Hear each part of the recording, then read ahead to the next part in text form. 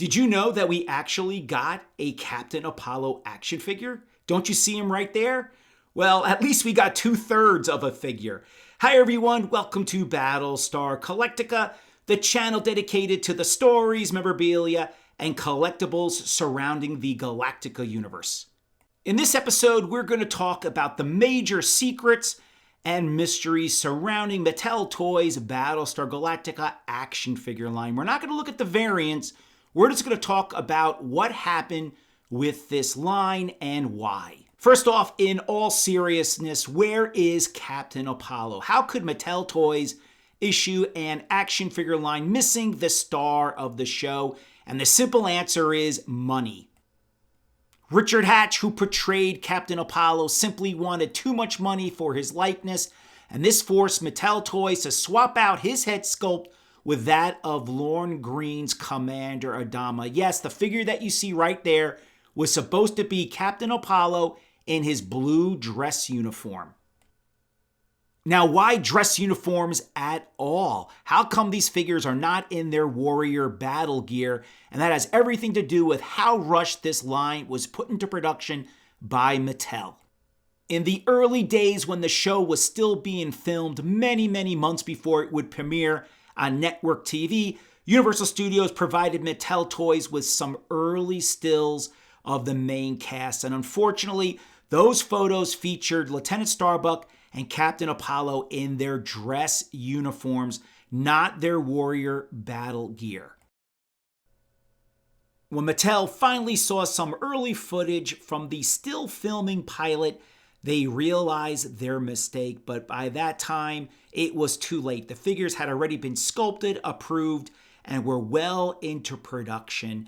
But it was always hoped, had the show gone on for a second or third season, the toy company would have issued the main cast in their proper uniforms.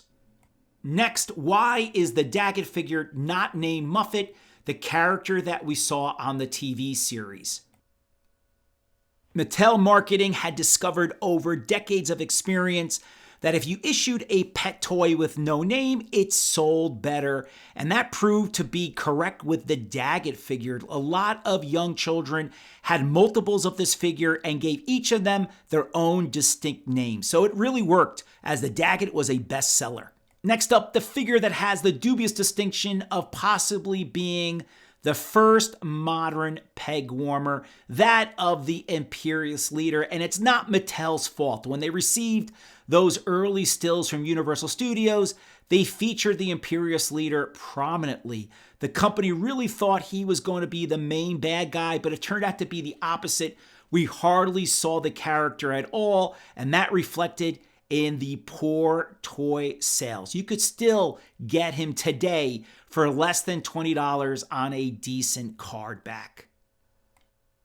Now, as to the Ovion alien figure and the Cylon Centurion, in my opinion, the Ovion is the very best figure that Mattel issued for Battlestar Galactica and rivals anything during this period of time by Kenner for their Star Wars line. And anyone who has an Ovion knows exactly what I'm talking about. It is a very cool figure.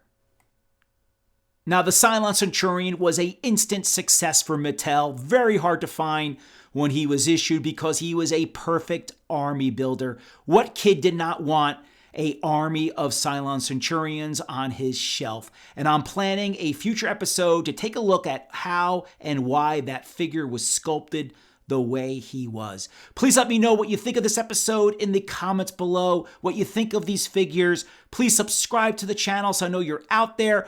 I'll see you in the next episode. Have a great Galactica day, everyone.